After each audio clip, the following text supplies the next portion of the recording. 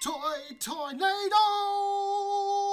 Welcome to Toy Tornado, the show where two friends take a look back on toys of our childhood and say, hey, wasn't that neat? Wasn't that cool? My name's Anthony, and with me in the control panel is Pete. Hey Pete. Hey, Now Pete, growing up, did you ever watch the cinematic classic G.I. Joe, the movie, from 1987?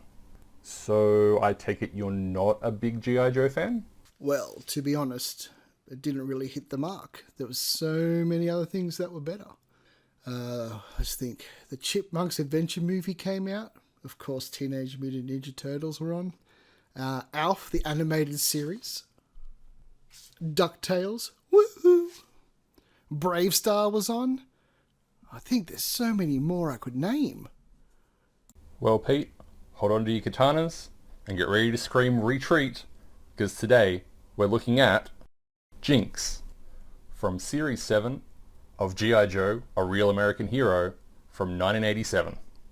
I look forward to learning more and being educated in toys that I do not know anything about. And Pete, I think you're going to appreciate this, because the first figure that I've chosen from G.I. Joe is a ninja. Go on. So Jinx came with 4 accessories, 2 silver swords, a black backpack, which the swords can fit into, and one of the coolest accessories I've seen from the G.I. Joe line, a naginata. What's a naginata with you? Still funny. But seriously, what's that? A naginata is a staffed weapon with, in this case, blades on both ends. Think Donnie's bow, but sharper.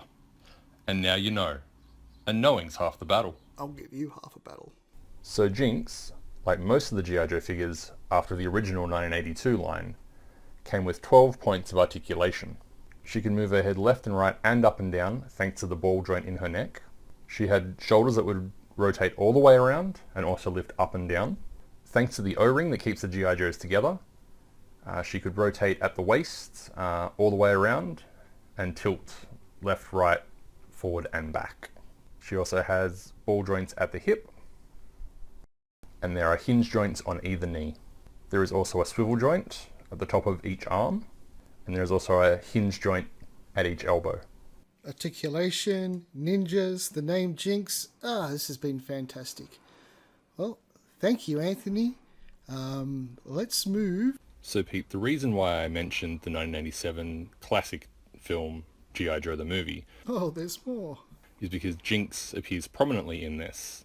She's one of a bunch of new recruits who have to prove that they're G.I. Joe material.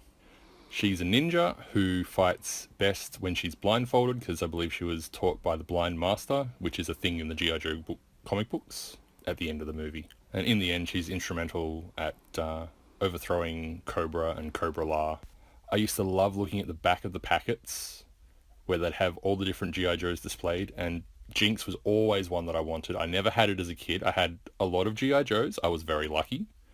But that one, I think by the time I'd gotten into G.I. Joe, those ones had been gone off the shelves for forever. That being said, I did have this neat toy store that was near my hometown that had stuff that was like 5 or 6 years old, so I could get some of the G.I. Joes from back before, but unfortunately this one never showed up. And even if you don't like G.I. Joes, Pete, I know I've made a couple of jokes here and there through the recording. And to be honest, it doesn't mean I don't like G.I. Joes. It just means that the personal choice I had was other things on TV. I think we can both agree that ninjas are cool. Yes, Anthony, bring me that olive branch. And if ninjas are cool, then Jinx is definitely cool. Well played, sir. Well played. So a little side note, Jinx first appears in G.I. Joe, A Real American Hero comic books in issue 59, written by living legend Larry Hama. If you're wondering why he's a living legend, Pete, he essentially went through and wrote the entire original run of the G.I. Joe comic book, which is like 150 something issues, as well as making 99% of the file cards that came with the G.I. Joes. Unfortunately, I don't have this issue. There are quite a few holes in my G.I. Joe comic book collection, but I'll fill it one day.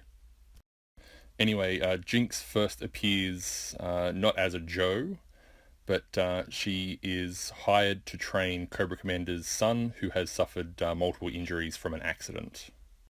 She also doesn't appear in her awesome red costume, which is a bit disappointing.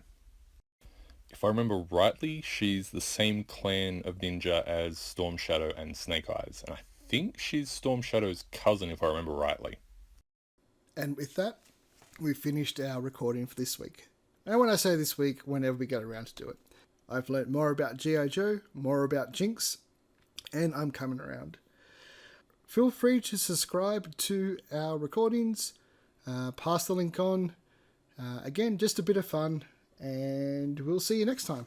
All right, bye.